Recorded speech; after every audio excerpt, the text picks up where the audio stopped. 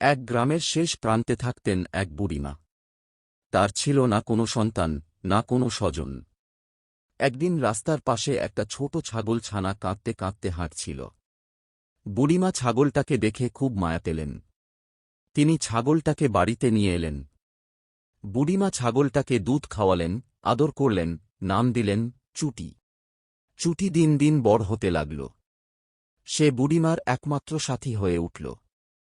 সকালে বুড়িমা রান্না করতেন, আর চুটি উঠানে ঘাস খেত। বিকেলে তারা একসাথে বসে সূর্যাস্ত দেখত। একদিন গ্রামে এক চোর ঢুকল। সে বুড়িমার ঘরে ঢুকে কিছু চুরি করতে গেল, তখন চুটি জোরে মেই মেই করে ডাকতে লাগল। গ্রামের লোকেরা দৌড়ে এসে চোরকে ধরে ফেলল। সবাই অবাক হয়ে গেল, এক ছাগলের কারণে বুড়িমার জিনিসপত্র রক্ষা পেল। বুড়িমা হাসলেন আর বললেন, চুটি শুধু ছাগল নয়, সে আমার পরিবারের সদস্য।